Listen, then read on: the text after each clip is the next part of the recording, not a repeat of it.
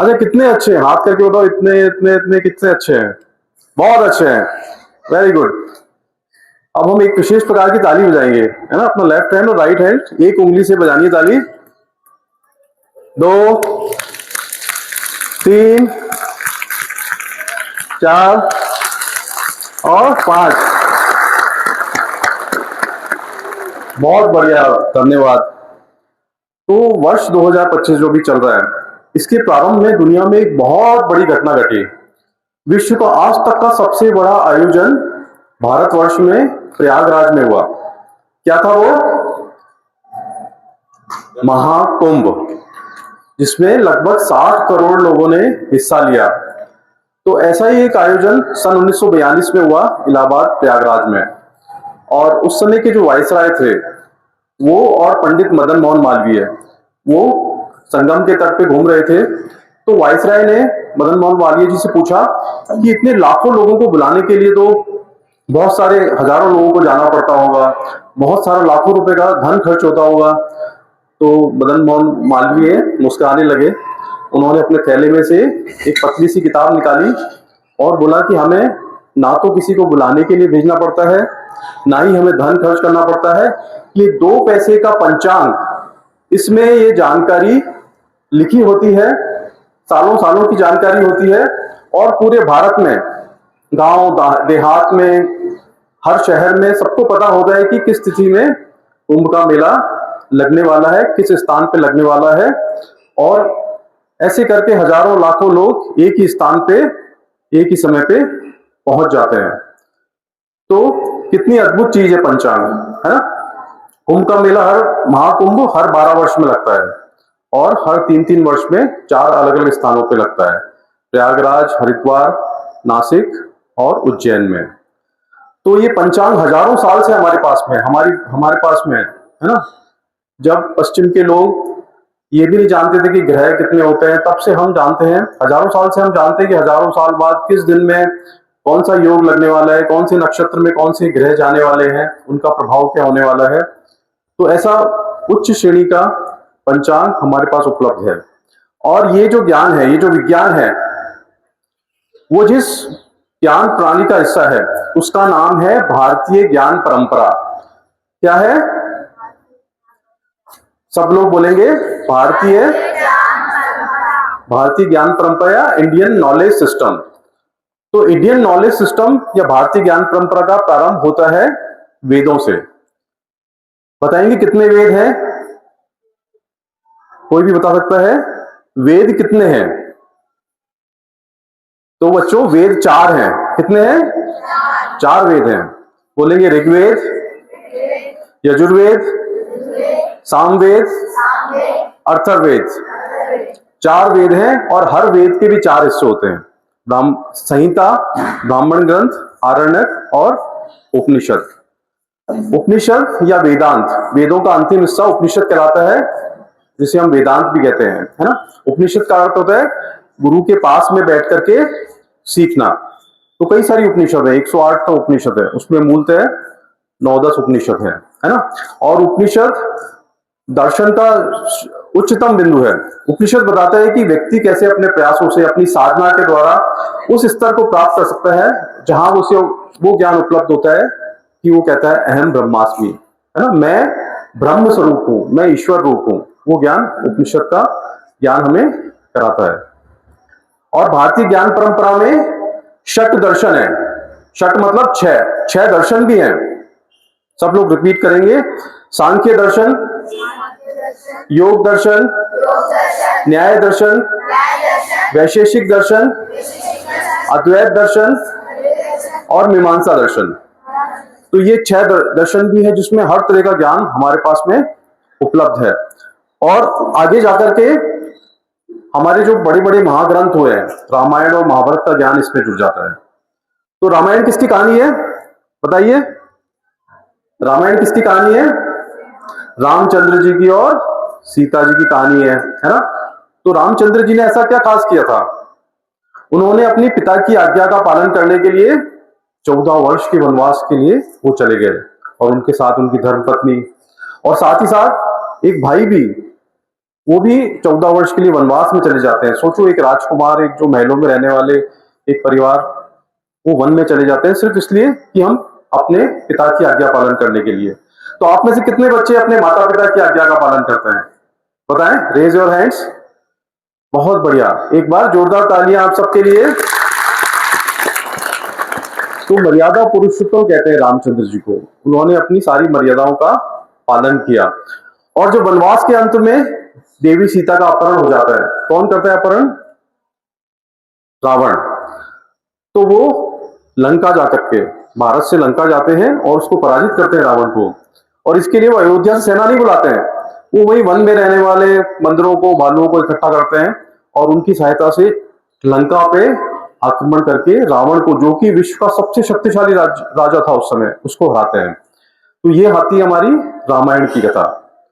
और इसके बाद एक और महाग्रंथ है जिसका नाम है महाभारत। तो महाभारत में भी दो पक्ष हैं। कौन कौन से हैं बताओ? महाभारत में दो पक्ष थे, एक तो थे कौरव और दूसरे पांडव। तो कौरवों का पक्ष था अधर्म का पक्ष और पांडवों का पक्ष था धर्म का पक्ष। और धर्म के साथ कौन खड़े थे? महाभारत देखी होगी हम सबने। तो पांडवों के साथ कौन खड़े थे? श्री कृष्ण, है ना, योगेश्वर श्री कृष्ण खड़े थे। और कुरुक्षेत्र के मैदान में जब दोनों सेनाएं आमने सामने होती हैं, तो विश्व का सबसे बड़ा धनुर्धर अर्जुन, वो भ्रमित हो जाता है, वो कंफ्यूज हो जाता है, वो स्ट्रेस में आ जाता है। वो कहता है कि मैं युद्ध नहीं करूंगा, है ना, क्योंकि सामने जो है वो भी मेरे भाई है, कजन्स है, चाचा मामा गुरु है, तो मैं युद्ध नहीं करूंगा। तो कृष्ण उन्हें अलग अलग तरीके से समझाते हैं, 18 अलग अलग तरीकों से उसको समझाते हैं कि युद्ध करना चाहिए, निष्काम भाव से कर्म करना चाहिए, है ना। और वो 18 तरीके, 18 योग बनते हैं श्रीमद् भगवद गीता के। तो 18 योग हैं श्रीमद् भगवद गीता में, 700 श्लोक हैं और 18 अध्याय हैं। वो भारतीय ज्ञान परंपरा का हिस्सा है। उपनिषदों का सार भी है श्रीमद् भगवद गीता। तो वेद हो गए, उपनिषद हुई, श्रीमद् भगवद गीता हुई, रामायण महाभारत, है ना। इसके बाद में हमारे पुराण भी हुए हैं, 18 पुराण। आप लोगों ने सुना होगा, भागवत की कथा कहीं चलती है, सुना है कहीं भागवत कथा? तो वो भी एक पुराण है। 18 पुराण है और 18 पुराणों का जो सार बताया गया है, अष्टादश पुराणेषु व्यासस्य वचनद्वय परोक्ताय पुण्याय पापाय परपीड़नम। तो महर्षि वेदव्यास कहते हैं कि 18 जो पुराण है उनका सार है कि परोपकार ही पुण्य है, दूसरों की सहायता करना, है ना, उनके प्रति अच्छा व्यवहार करना, वो ही पुण्य है।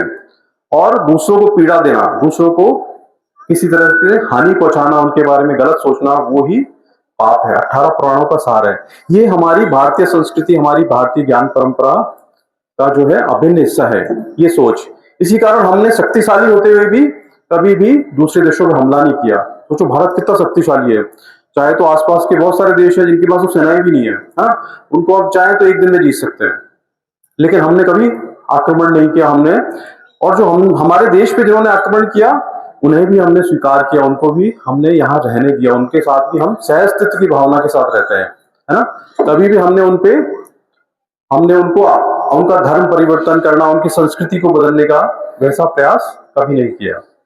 भारतीय ज्ञान परंपरा में आगे जाकर के महात्मा बुद्ध और भगवान महावीर स्वामी की शिक्षाएं जोड़ती हैं, है ना। भगवान बुद्ध कहते हैं अप दीपो भव, अपना दीपक स्वयं बनो, बी योर ओन लाइट, है ना, किसी और पर निर्भरता नहीं, आप अपना ज्ञान स्वयं प्राप्त करो।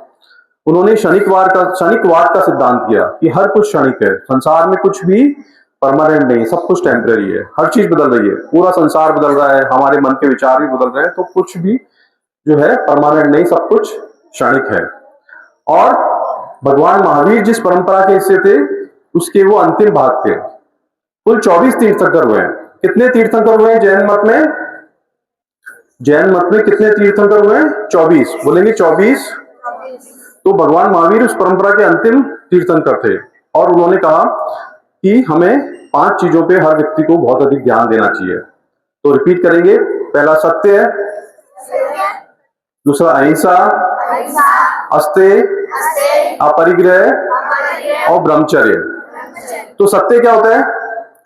सब बोलते हैं ना सच बोलना चाहिए, टीचर ही बोलते हैं। सत्य मतलब कि जो जो चीज हमें, जो फैक्ट हमें जिस तरीके से पता है उसको उसी तरह से अभिव्यक्त करना, है ना, उसका विरोध नहीं होना चाहिए। अहिंसा क्या होता है?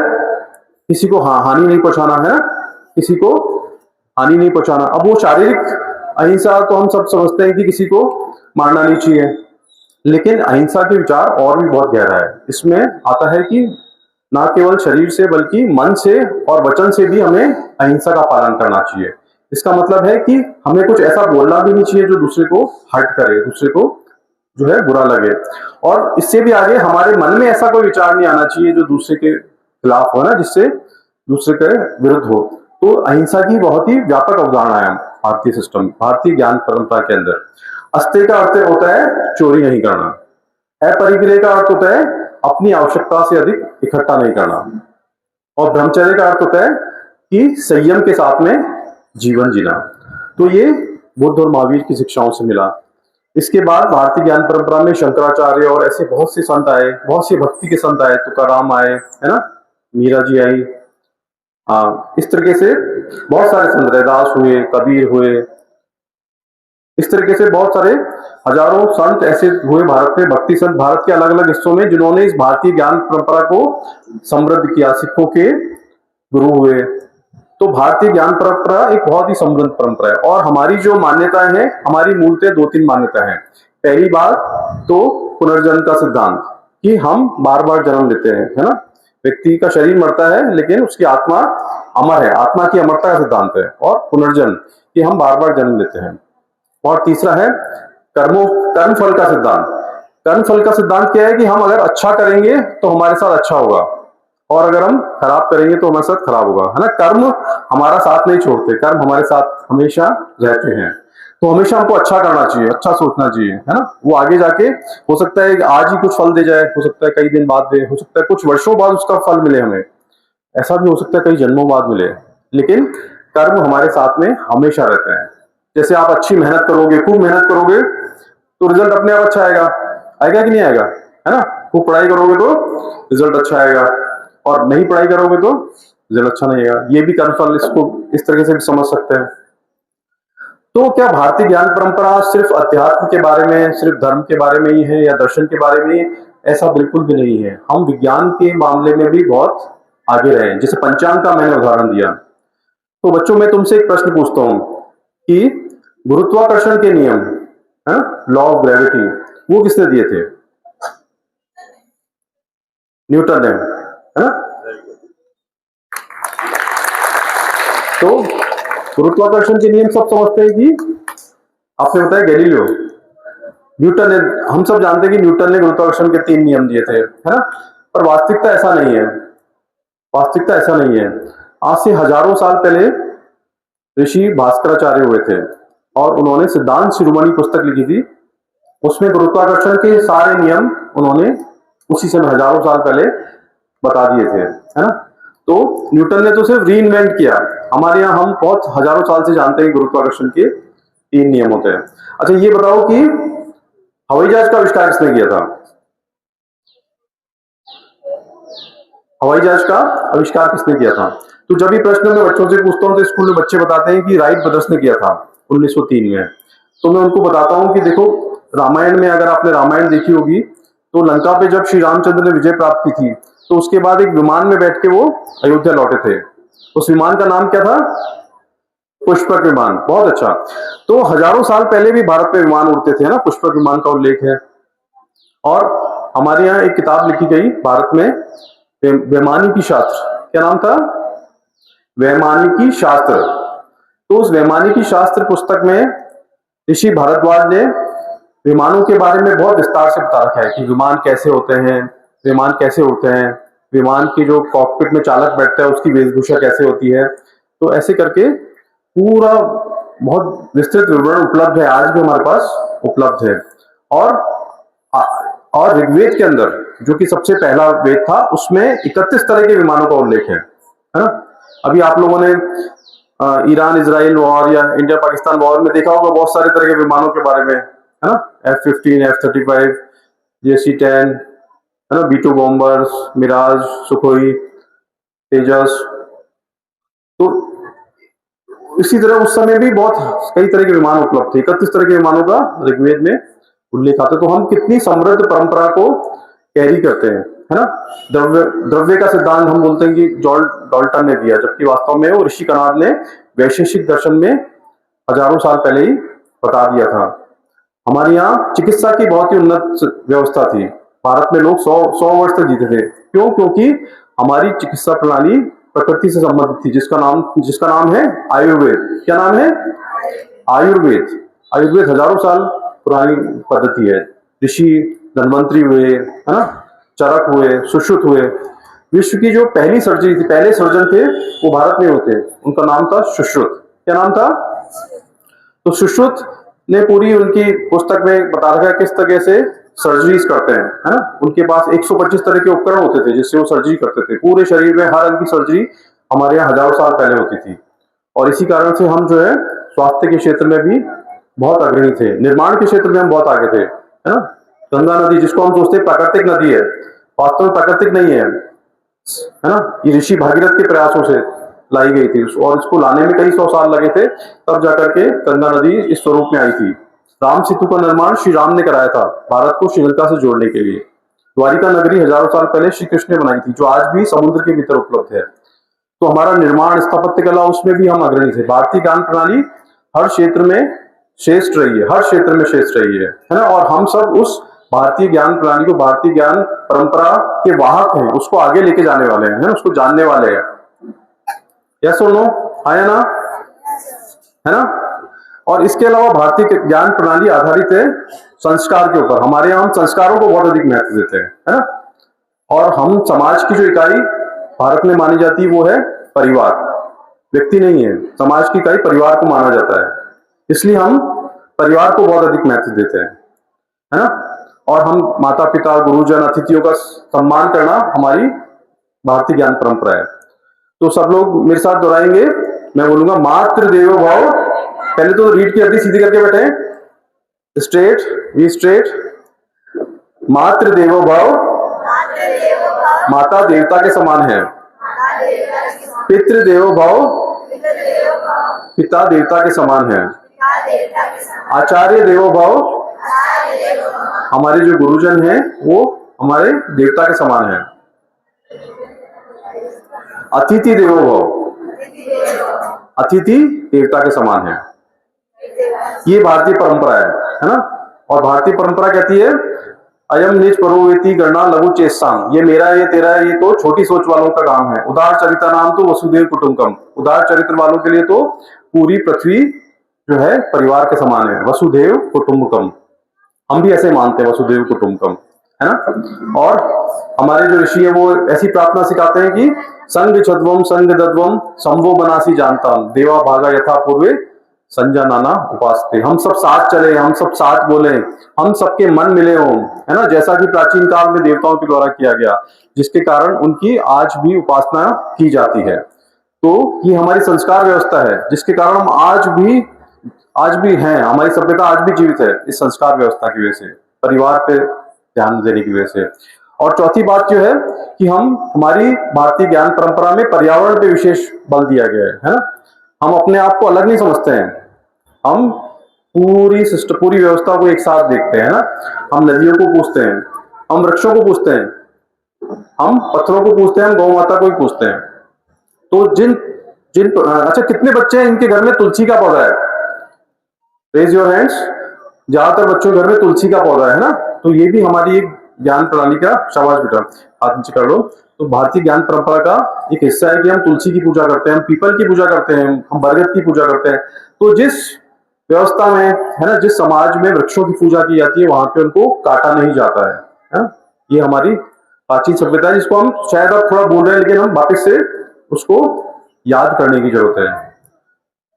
तो एक बार मैं गुजरात के गांव में गया था, तो वहां मेरे साथ एक आदिवासी व्यक्ति था। तो बातों बातों में उसने बोला कि इस बार जो है बारिश सामान्य होने वाली है। तो मैंने पूछा कि तुमको कैसे पता कि बारिश सामान्य होने वाली हो, क्या तुम मौसम विभाग में कार्य करते हो? तो उसने बोला नहीं, ये पक्षी है, हमारे यहाँ पे पक्षी पाया जाता है। ये पक्षी जब बारिश तेज होती है तो पेड़ के निचले हिस्से पे घोंसला बनाता है, और जब बारिश कम होने वाली होती है तो पेड़ के ऊंचे हिस्से पे घोंसला बनाता है। इस बार इसने घोंसला बीच में बनाया है। इस बार उसने घोंसला बीच में बनाया, तो इसको देख के मुझे पता चल रहा है कि मौसम मानसून सामान्य रहने वाला है, और वास्तव में वो वैसा ही हुआ। तो ये सारी जो चीजें हैं जो हमारे सिस्टम में, हमारे डीएनए में आ चुकी है, इस तरह का ज्ञान, वो सब हमें भारतीय ज्ञान परंपरा से प्राप्त होता है ना। और हमने पर्यावरण के ऊपर हम इतने ज्यादा फोकस्ड हैं कि हमारे ऋषियों ने प्रार्थना भी ऐसी लिखी कि ओम द्यो शांति ही, है ना, अंतरिक्ष शांति ही, पृथ्वी शांति ही, आपः शांति ही, वनस्पति शांति, औषधि शांति। तो कहते हैं कि अंतरिक्ष में शांति हो, आकाश में शांति हो, पृथ्वी पे शांति हो, है ना, जल में शांति हो, वनस्पतियों में शांति हो, औषधियों में शांति हो। तो जब सब जगह शांति होगी तब हमारे भीतर शांति उतरेगी, जब हम आनंद से जी पाएंगे। और हमारे जीवन का उद्देश्य यही है कि हम आनंदित रहें, प्रसन्न रहें, है ना। हम सब आनंद में रहना चाहते हैं। तो ये भारतीय संस्कृति परंपरा हमारी सिखाती है कि कैसे हम आनंद में रह सकते हैं। तो सारगर्भित रूप से मैं बोलूंगा कि ये जो भारतीय ज्ञान परंपरा है, ये कोई सिर्फ इतिहास नहीं है, ये हमारे उज्जवल भविष्य का, भारत के उज्जवल भविष्य की आधारशिला है। इसी पे हम हमारे उज्जवल भविष्य का निर्माण करने वाले हैं। और ये जो भारतीय ज्ञान परंपरा पूरी दुनिया में फैल रही है ना। 200 करोड़ लोग पूरी दुनिया में नियमित या अनियमित रूप से योग करते हैं। आप लोग करते हैं योग? कितने बच्चे योग करते हैं? कुछ दिन पहले हमने योग दिवस ही मनाया था 21 जून को। तो दुनिया भर में अब ये बहुत प्रचलित हो गया। योग ध्यान के द्वारा पूरी दुनिया में भारतीय ज्ञान परंपरा फैलती जा रही है। और भूतकाल में हम विश्व गुरु थे, पूरे विश्व के गुरु थे, लोग सीखने के लिए आते थे। यहाँ तक्षशिला, नालंदा, विक्रमशिला जैसे विश्वविद्यालय थे हजारों साल पहले, तो वहां लोग पढ़ने आते थे। भारत विश्व गुरु था। कुछ समय के लिए हम जो है परतंत्र हुए, लेकिन पुनः हम उस दिशा में आगे बढ़ रहे हैं, है ना। भविष्य हमारा होने वाला है, हम फिर से विश्व गुरु का पद प्राप्त करने वाले हैं। पूरी दुनिया भारत की ओर देख रही है, क्योंकि हम देख रहे हैं कि सब जगह लड़ाई झगड़े चल रहे हैं, विवाद चल रहे हैं, है ना। परमाणु बम की धमकियां दी जा रही है, पूरी मानव सभ्यता नष्ट हो सकती है। इसलिए पूरी दुनिया भारत की ओर देख रही है, क्योंकि हमारी जो ज्ञान परंपरा है उसी से सबका उद्धार होने वाला है, उसी से सबका भला होने वाला है, उसी से शांति होने वाली है। तो मेरी शुभकामनाएं आप सबके साथ है। आप अपना कैरियर बिल्ड कीजिए और साथ ही साथ अपना कैरेक्टर बिल्ड भी कीजिए। Character building is more important than career. Career से ज्यादा है, जरूरी है चरित्र निर्माण करना, और उसमें भारतीय संस्कृति जो है आपको सहायता करेगी। मेरी शुभकामनाएं आपके साथ है। बहुत बहुत धन्यवाद। Thank you very much. धन्यवाद।